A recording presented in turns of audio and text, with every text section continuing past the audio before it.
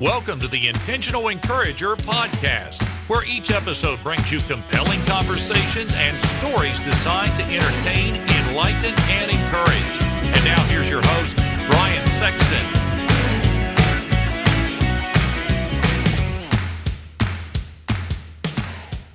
And welcome into the Intentional Encourager podcast. I'm your host, Brian Sexton. Thank you for joining us again today.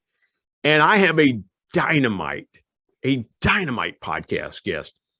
I just continue to be blown away by the caliber of people we have on the Intentional Encourager podcast. This lady is no exception.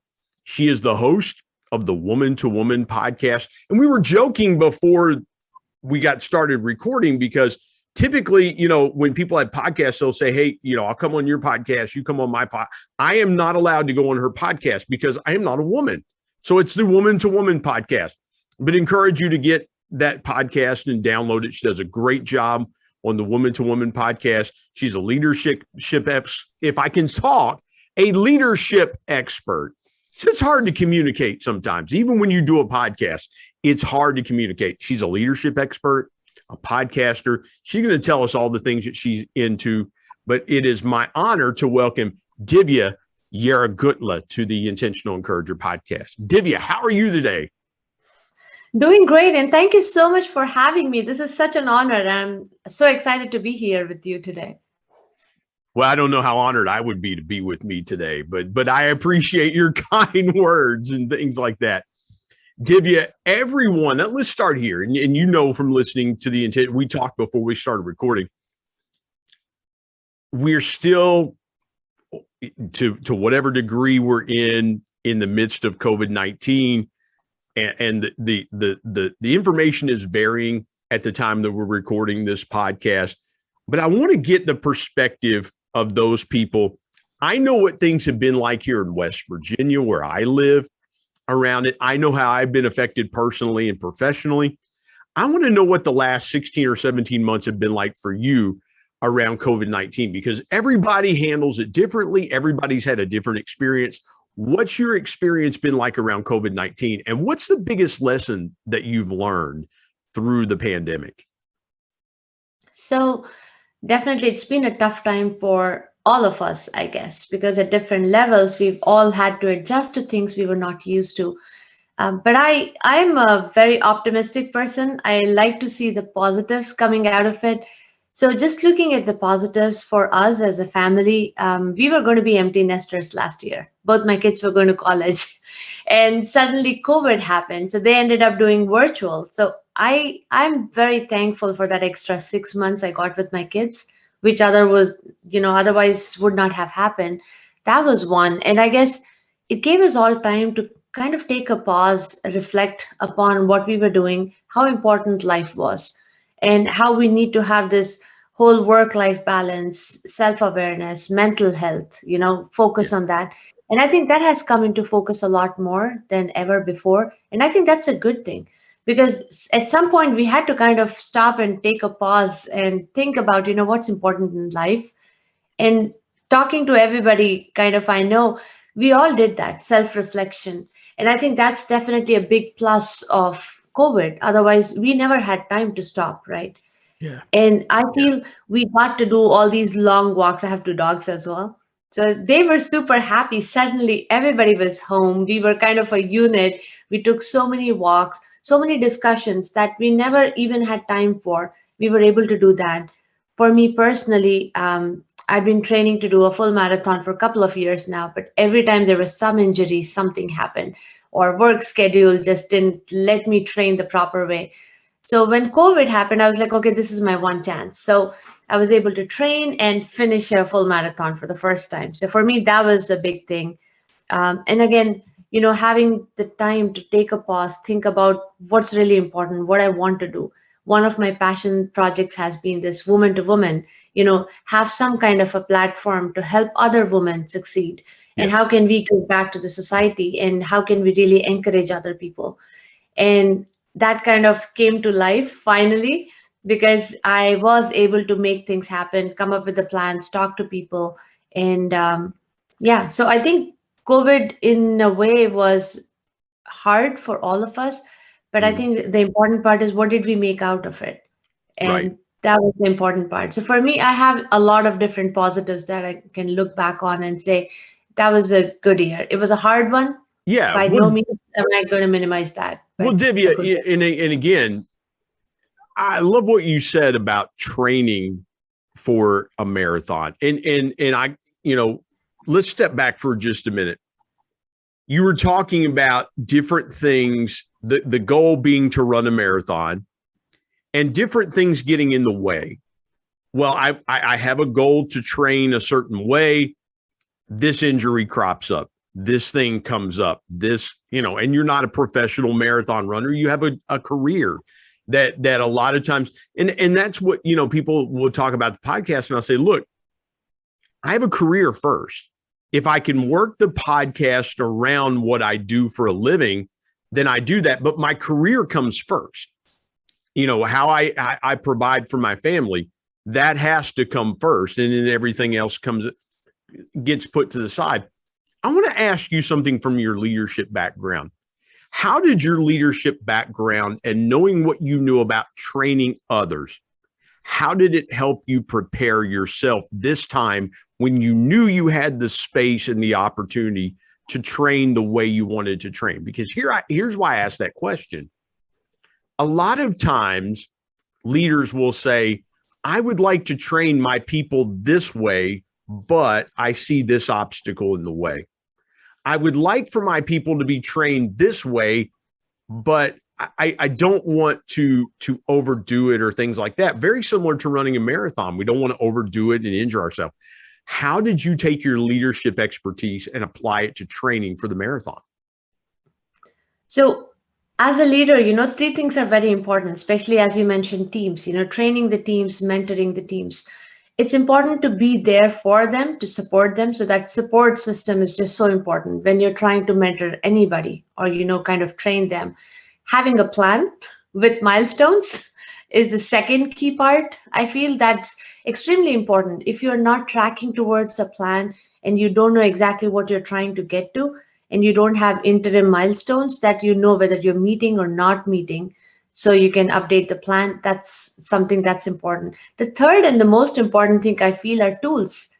You need to give them tools, whether it's tools for tracking, whether it's tools to help them train better, whether it's, a Udemy course that you find that's extremely helpful for them versus a live training.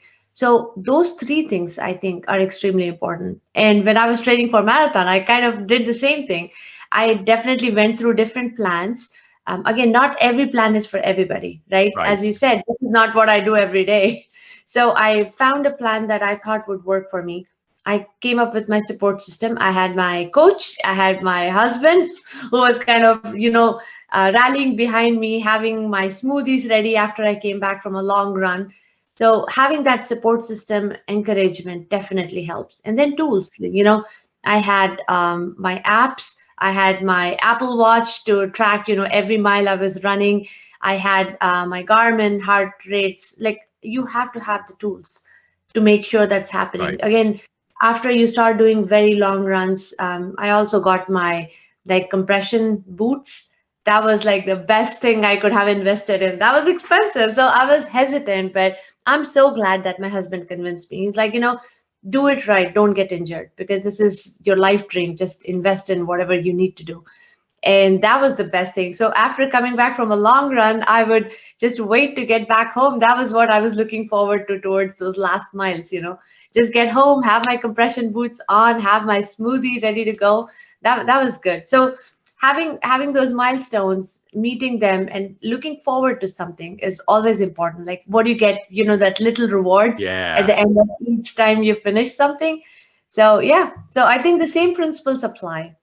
I've always wondered, you were mentioning the compression boots. I've always wondered how the marathon runners in Kenya and these other countries that run barefoot, how they do it. I'm like, because, and I want to go here for just a second and pivot a little bit, because I don't think people realize that when you're training for something, that injuries happen. Injuries are going the injuries are going to happen. You have to deal with little things. And again, there's that correlation of leading through teams that have little nagging injuries and things like that that always come up, especially when you're trying to lead a team virtually, right? Because we can all see the Peloton commercials. Everybody's in their office, or they're in their workout room in their house, and they're running on a treadmill, or they're doing an exercise bike, and there's a virtual coach there. But nothing is quite like being out there and actually running on a surface or things like that, or running that way. I got to ask you this. When you think about the times as you were training for the marathon, as you were running, did the injuries of your past kind of get in the back of your head, and you maybe said to yourself, okay, Divya, don't push yourself as hard as you want to push yourself because you might get hurt, or things like that? I would have to think that you would have to beat those things back, just as you have to beat those things back in a team. Am I going in the right direction there with you, as far as those things you have to push aside? Because I've not ever trained for a marathon. I respect people that do, but I would have to think that setbacks of the past still creep into the mind as you train for the present. How did you keep yourself encouraged and beat back those setbacks that you've had in the past as you were training for the marathon that you ran last year? That's actually a great question. Any training, right? Not just marathon, but even in any kind of training or any kind of work we do, half of it is mental. How do you mentally prepare yourself? The remaining half is physical. And anytime you have had injuries, it's definitely at the back of your mind. And you overpace yourself, knowing fully well that that was a problem area and you don't want to go back there. But one of the things, learning through my career in pharma is, and I am in commercialization. So you always do product launches, you learn something, you move on, and you pay special attention to the areas that did not work well the last time. But that said, there are 1,000 areas that can go wrong by putting too much focus on that one area that didn't work the last time. And you already accounted for it in the planning. You knew that might fail, so you over planned in that area. You can't just put your focus just on that area, because then everything else, you're just leaving it out there, at risk. Yeah. Similarly, when you're training, you had an injury. So that was something is always at the back of your mind. But I guess the one thing that one of my orthopedic had told me was, make sure that if any of the past injuries, when you start doing your long run is anything over 10 miles, and if one of your past injuries is hurting, you immediately stop and give it a break. Give it 2 breaks, ice it, then start again. Like, don't try to push through a pain or an injury. And I think that's what I just held as my guiding principles, my guardrails. Yeah. Anytime, and I knew exactly, I have like 3 past injuries. So I'm like, okay, as long as they are not hurting, this part of my body is not hurting, I'm fine. And anytime that happened, take the 2-day break. And again, any plan in your life, right, has to be adaptable. The key word these days, agile. You have to be flexible. You have to be agile. You should be adapting things as things go. You can't just have a rigid plan and say, no, this is the plan I'm going to stick to. You need to listen to your body, listen to your mind, your heart, no matter what you're doing, not just the running part, right? And I'm sure you agree with this too. You've talked to so many people. It's the same thing. Things happen to all of us. We don't plan for them. We don't expect them, but they happen. It's not what you do, it's how you react to these situations. How do you adapt to these situations? Well, Divya, let me jump in here. You're hitting on something really good. And I was thinking about, you were talking about past injuries. Okay. A lot of people don't realize when they're getting their body in shape. A lot of people think it's building the cardio, it's building the heart and lungs to be able to do that. Your biggest enemy, a lot of times, what I've found, is your feet and legs give out before your heart and lungs do. You can push your cardio farther a lot of times than your joints will let you go. A lot of times you get sprains and strains and things like that because the muscles are being pushed and working harder a lot of times than the heart and lungs are working. So, sometimes people have to deal with, a lot of times pro athletes as well, too. They'll deal with nagging things because it's not the cardio. It's not that they're not in great shape. It's just they can't shake the nagging things that continue to happen. Their joints are telling them, hey, you've got to really take it easy. I want to ask you this before we take a quick break. Were there ever times when you were training that you said to yourself, this may not happen because of the things that you dealt with in the past? Did you think to yourself it might not happen? Or were you just determined that I'm going to do things differently this time so that I get the result that I'm looking for? That's always there. If you keep doing things the way they are, you will get the same results. So of course my plan was different. But one thing I had decided with everything happening, right? Just the fact that I was still healthy, I wasn't hospitalized at any point of time. I felt very grateful and very blessed. And I was like, I'll do my best. If things happen, if I'm able to finish this, great. If it doesn't happen, there is a bigger reason. And I'll do it next year. Again, with everything happening around us at that time last year, towards the tail end, the third quarter, it was just so much news coming through, so many people getting hospitalized, so many deaths. This was definitely something that was important to me. But again, looking at the bigger scheme of things, as long as I'm healthy, I'm able to walk, I'm even able to run, no matter how long. That in itself was a blessing, And I thought if I'm able to complete this year, great. It'll be a milestone for me in 2020. If it doesn't happen, I'll try it again next year. Awesome. That is so good. Let's step aside, take a quick break. When we come back, I want to talk about Divya's podcast, the Woman to Woman podcast, give you a little more insight around that. And then a little bit later, we're going to have Divya share her story with you, an incredibly powerful story. My guest, Divya Yerrantguntla, joining me today on the Intentional Encourager podcast. Back in just a moment.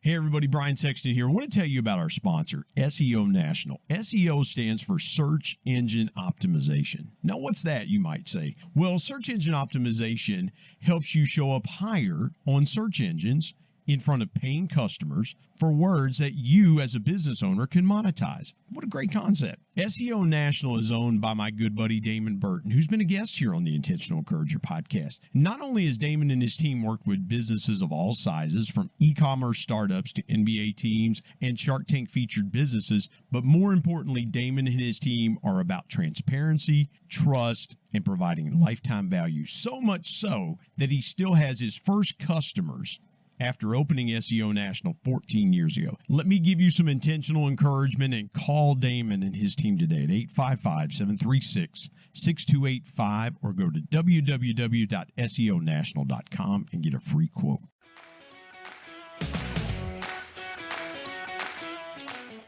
Divya, let's talk about your podcast. And again, I love that, Woman to Woman. No, I'm not a woman. I have mad respect to you. Give me the genesis behind the idea of starting that podcast. I know what the genesis was for starting the Intentional Encourager podcast. Everybody has different reasonings behind starting their podcast. What was yours? So first of all, I've been a woman in the workforce for a long time. Seen a lot of things, and just reflecting back, you realize there are so many things that you have learned over your career. Things that if somebody had even told you, or, somebody had guided you in the right direction, things would be very different. Maybe the journey would have been much shorter, much smoother. And as a woman, we try to do everything to perfection. And that's something, when you're young, nobody tells you it's okay not to be perfect. And now that I've started mentoring so many people, I do some mentorship programs with high school girls, with women, and that's the one thing that keeps coming up again and again. And I'm like, it's okay not to be able to do everything to perfection. You can only do so much. You just pick and choose what's priority at that point of time in your life.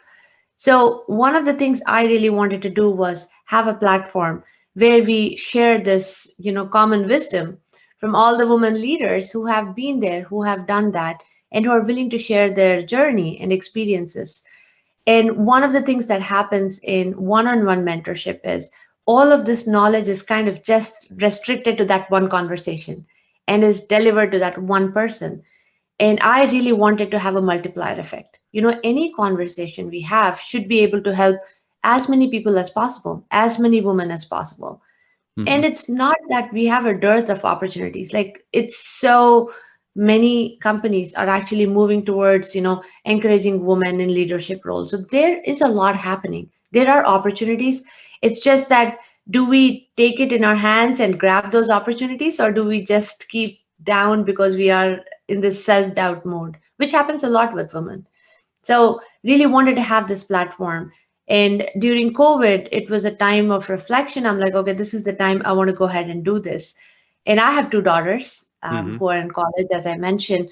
And I do want this generation to not have to face some of the things that we had to deal with, or some of the things that now we already know, we learned, we know how to deal with it. How do we really share that knowledge with this upcoming generation of women and make sure that they succeed? So how do we help other women coming up as leaders to make better leaders of tomorrow? So that was really the genesis of this podcast. What was the one thing that has come up in your podcast that was a moment for you that was a blowback moment? Because here's why I say that.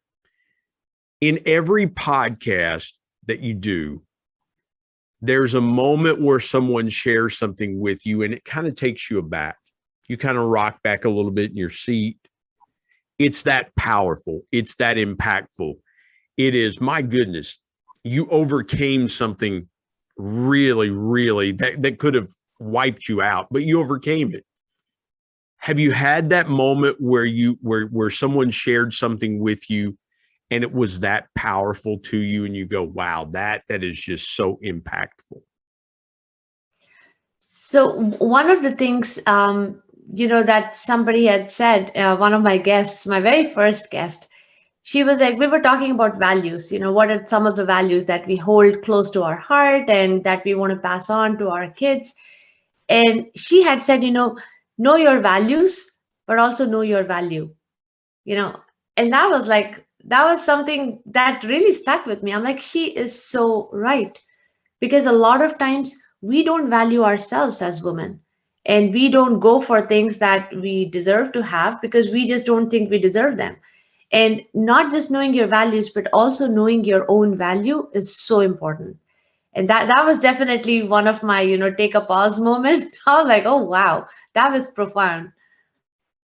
Well, and again, you find those times when you have somebody you're talking to that you go, and I call them V8 moments, and they'll share something that's like, oh, wow, that was impactful. That was powerful. That was, oh my, and my audience knows I'll jump in and I'll just say, oh my goodness, can you repeat that? Can you share that again? Can you say that again?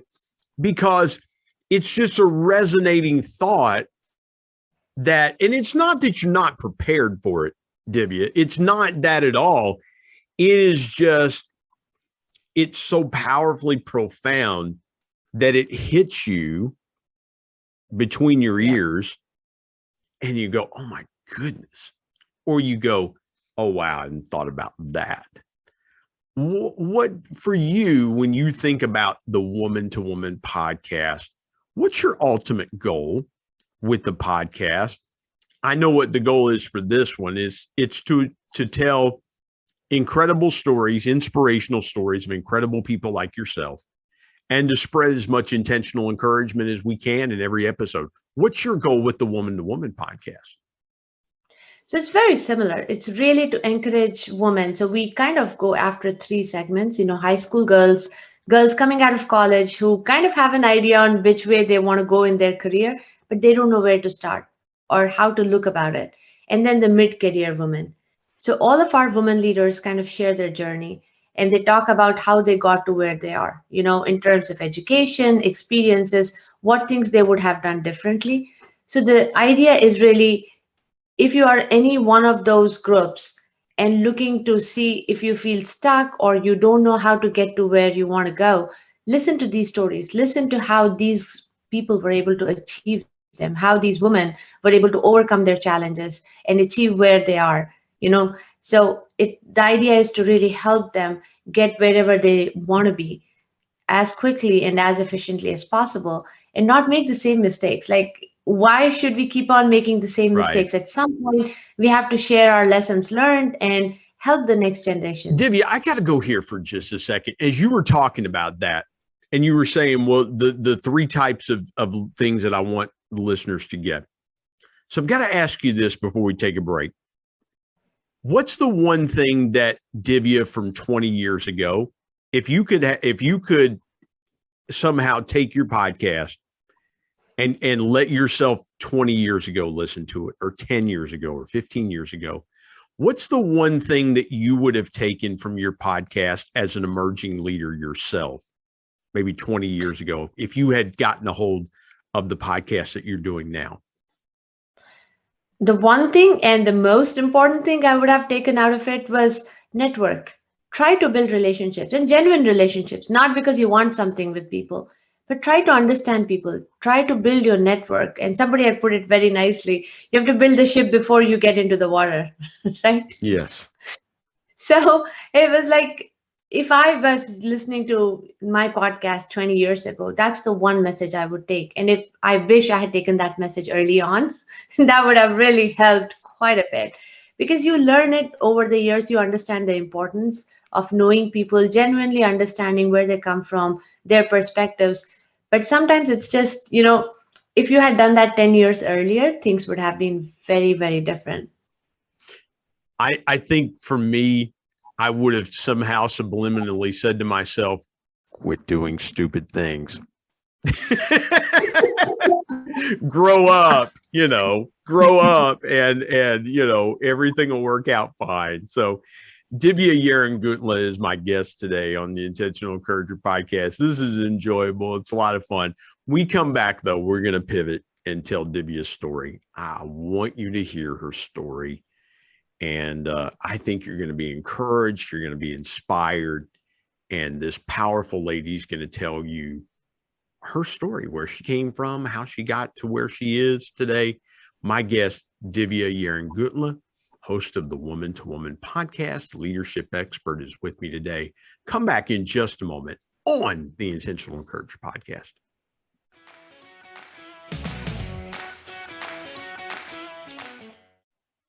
Hey, everybody, Brian Sexton. Want to tell you about my new book, People Buy from People, 10 Powerful People Lessons from the Ultimate People Person. My dad.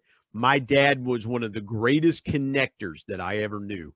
And he shared with me 10 connecting principles that I have used throughout my 25-year sales and sales management, customer engagement, and leadership career that I'm passing along to you. If you want to be a stronger, deeper, and more powerful connector, you've got to pick up a copy of People Buy from People.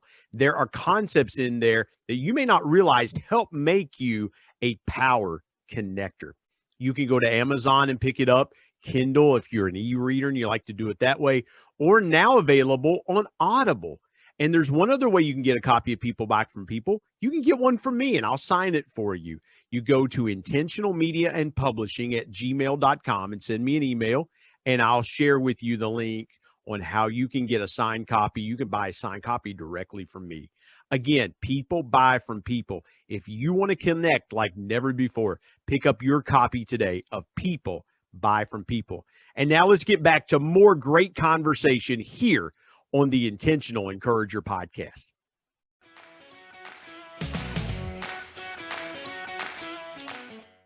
Divya, let's dive into your story. And again, take me as far back as you want to go from point A to where we are today, the highlights, the lowlights of your life.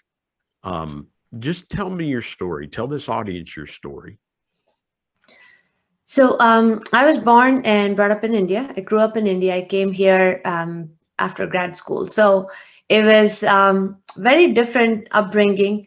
And so childhood was great. I was into sports, very involved with music and studies. So in India, education is like the key thing. You always put that on top.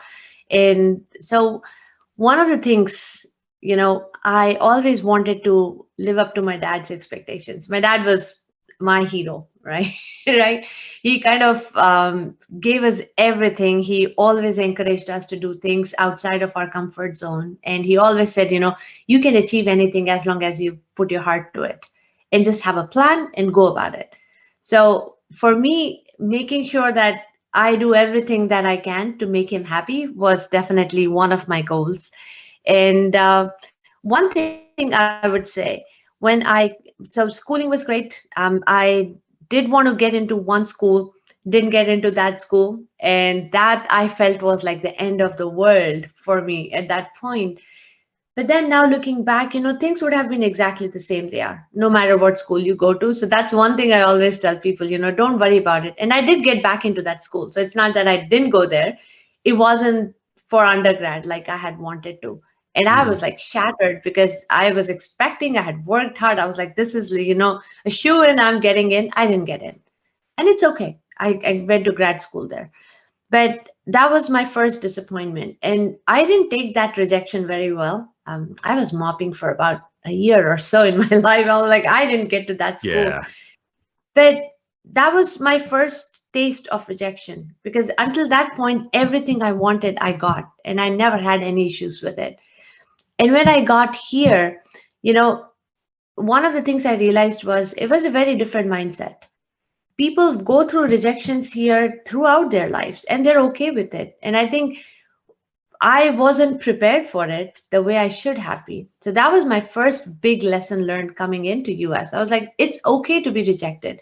It just means you were meant for something else or the time wasn't right. It's not that, Was that shocking to you? You're 100% right, because we have a society that literally we make choices almost by the moment. We choose one product over another. We choose one business over another. There's so many things bombarding for our attention, Divya. Was that really that rejection mindset?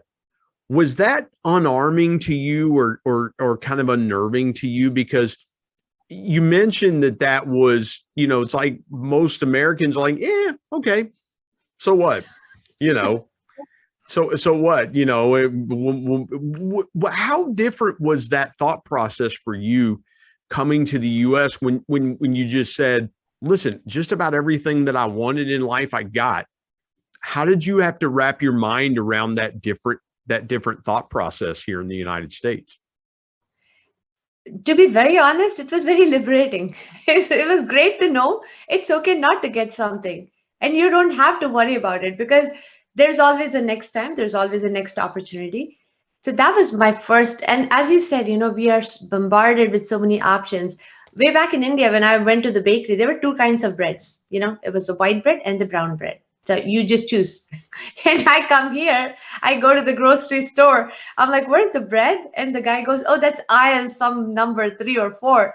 And that entire aisle was bread. It was like potato breads, rye bread, grain bread. No wonder America's so fat. No wonder we're just so unhealthy. It's like, how many types of bread do you want? You've got honey wheat, you've got white, you've got I love honey wheat, white. By the way. Yeah, wheat white. Yeah.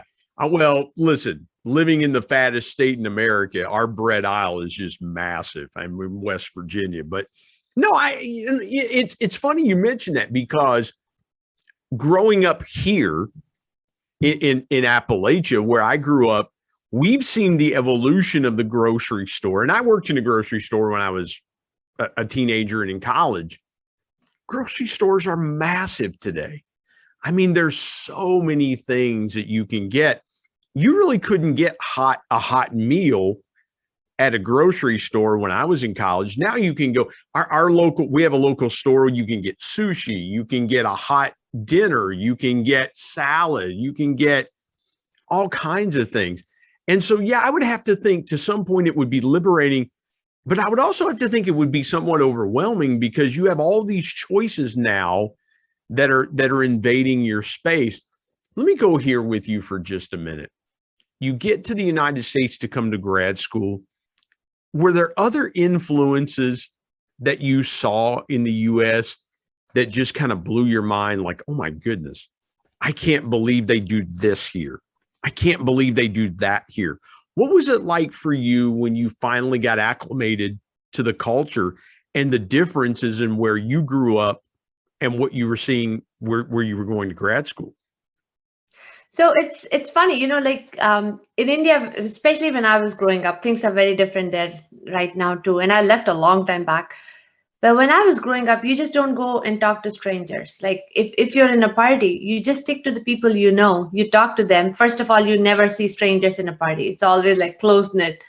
When I got here, it's like people don't hesitate to go up to people, ask questions. They ask for help. They, ask for notes. They go up to people that they don't know at all, but they'll start talking. They'll strike a conversation, get to know those people. And that was something very different for me. That was the whole shift of the way culturally it was very different. And it takes time. So it took me a few years to get to that point. Now you give me anybody, I can absolutely start a conversation, and I can Was there always. some fear around that for you with the first time that you're in the US and somebody comes up to you that you don't know? Because I would have to I think, don't know what to say for that. yeah, well, Divya, I would have to think that growing up like that would make you kind of fearful, because I'm even when I'm traveling in strange places and someone comes up to me, and I'm a big guy, I'm 6'3", about 260. So I'm a big guy.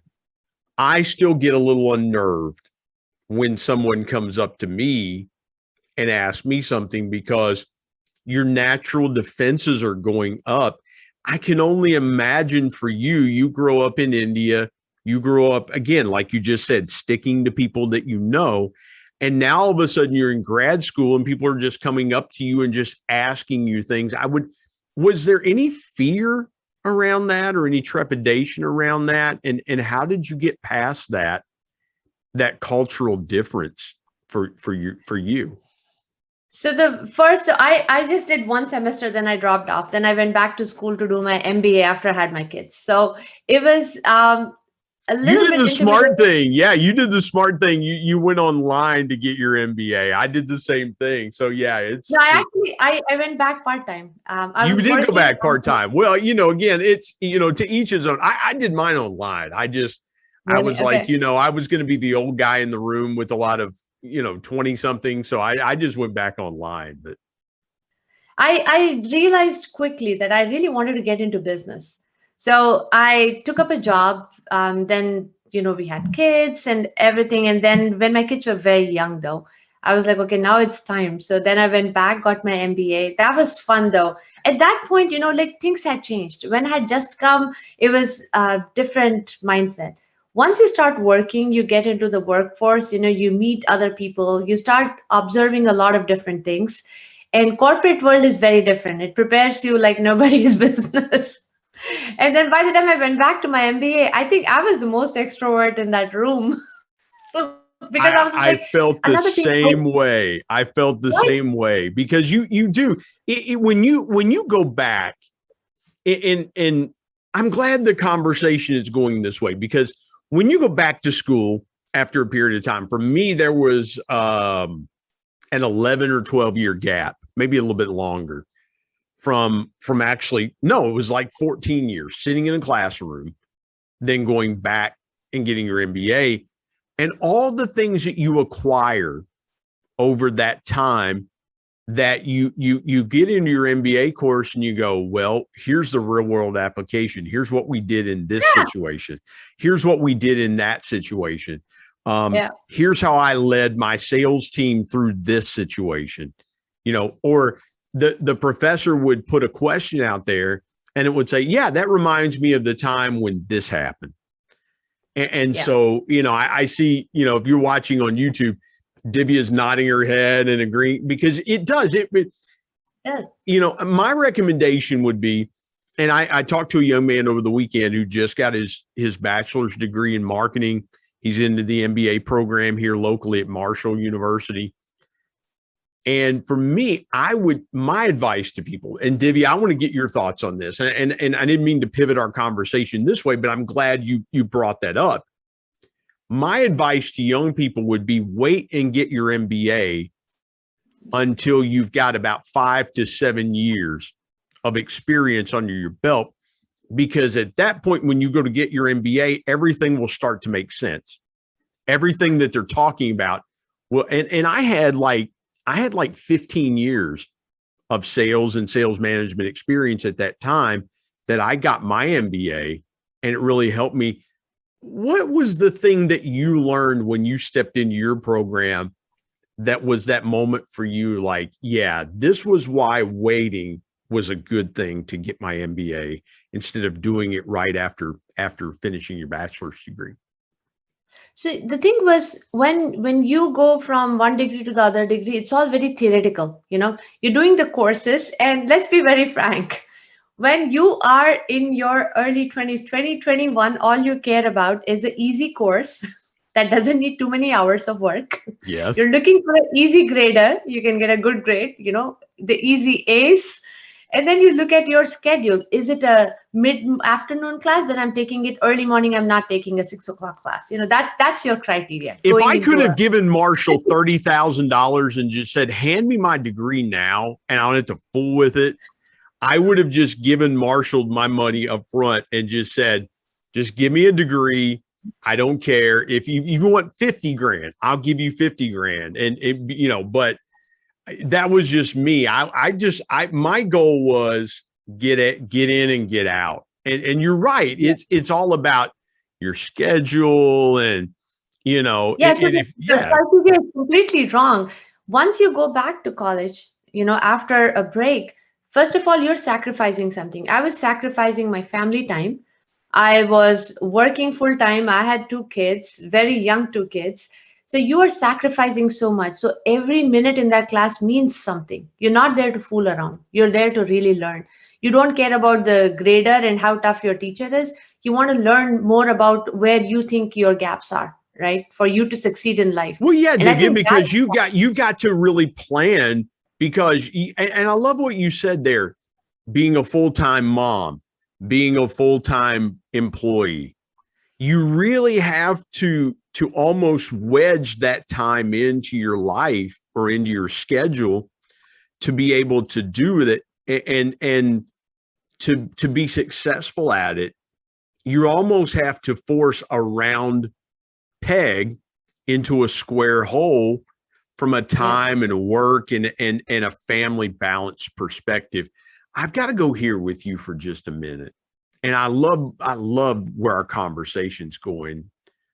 I want to ask you, though, about the biggest obstacle that you faced in your life, maybe personally, professionally, and the lessons you learned from it, because, everybody has experiences in life that define and shape who they are. Do you have one you would share with this audience? There are a couple, but since we are talking about my MBA, this kind of comes, I guess, top of mind right now. So while I was in the middle of my MBA, so I was working full time, I had 2 kids, and my husband and I were managing it well enough because my classes were evening classes, 6:30 to 9:30, twice a week. So I would just go directly from work to school, finish it, and then come back late at night. But he was there. And then his parents got diagnosed with cancer, and they were in India at that time. So he actually left for India. He had to take care of them. So he left.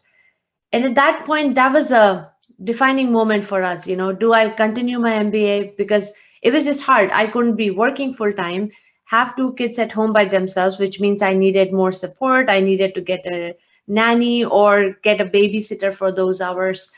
And it was just a hard time, even emotionally for us, for him, for myself. And at that point, we basically sat down and said, okay, what would happen if I left my MBA? Because it took me time to decide, okay, this is the right time to do it. And I said, let's just keep going as long as I can. If things just absolutely don't work, then I will stop. And that was a tough almost 8 months where he wasn't here. I was trying to manage the kids, the work, the MBA, the workload, the babysitters. I did not want a nanny, so I got babysitters, an army of them. And I think that's one lesson though. If you want something, you have to plan for it and ask for help. I was very hesitant to ask for help until that point. But when push comes to shove and you really want something, I was asking for help. Anybody who offered help, I took them up. And I finished. And I think it took all of us to get my MBA. I gave all of them a lot of credit because things would not have been the same. And I didn't want to leave my work and do it full time. At the same time, I didn't want to give up on my MBA because I've heard enough stories where you give up, you're never able to come back because something or the other keeps coming through. Ask for help and have a plan, a support system for things to work out. 8 months were tough, but after that, things came back to normal and I was able to finish. So now looking back, everything is easy. But I think that was one challenging time. Those 8 months were the hardest because emotionally we were drained. And, dealing with cancer is not easy because it's not just the patient, it's the entire family that goes through it. So having that emotional stress, having the kids to deal with, the full-time job and the MBA, now looking back, would I have done all of it? Maybe not. Maybe I might have just given up on something, but I don't know. We just went through it and it's done. Looking back, it's okay. But one lesson learned was ask for help. Ask for help, Yeah. and then put a system in place.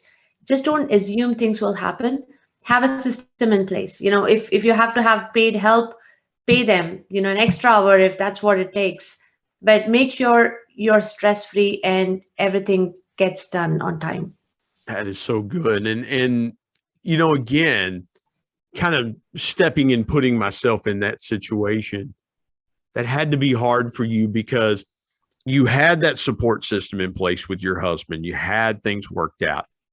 And then he has to literally drop everything and go halfway around the world to take care of his parents and things like that. I can't imagine how hard that would have been. But what a great story of getting through it, persevering, and things like that. Divya, I want to build off that and ask you a final question. Would you share with this audience your biggest piece of intentional encouragement? I would say ask for things. Talk to people.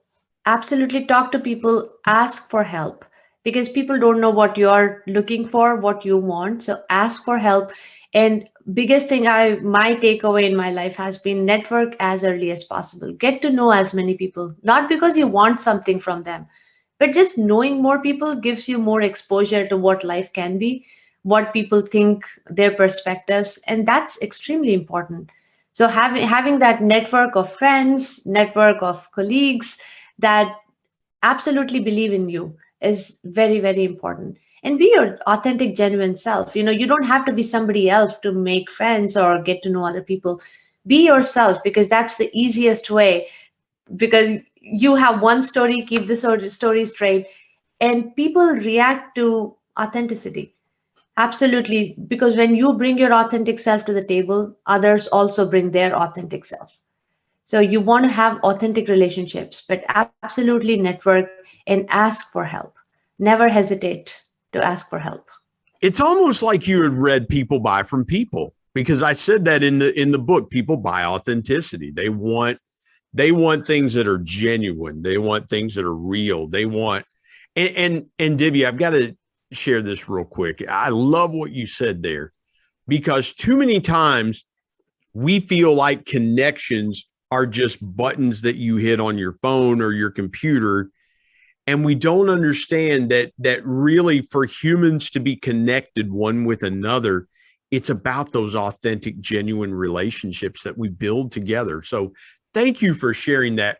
Tell folks how they can connect with you, how they can find the Woman to Woman podcast, and just let folks know how they can find more of your content. So I am on LinkedIn. Please send me a LinkedIn invite if you want to connect with me. And then Woman to Woman podcast is on Spotify, Apple, Amazon, and Google. We also have a page on LinkedIn. It's called Woman to Woman Podcasts with a S. So please do connect and listen to the podcast. And I love feedback. Anything more questions you want to ask our women leaders, we can always incorporate that. So yeah. And thank you so much, Brian, for this opportunity. It was a really good conversation. I really enjoyed myself. Well, thank you. Most people either leave shaking their heads or crying or something like that. But no, they don't. No, Divya, this has been awesome. And I so appreciate you joining me today on the Intentional Encourager podcast. Thank you so much. Thanks for having me.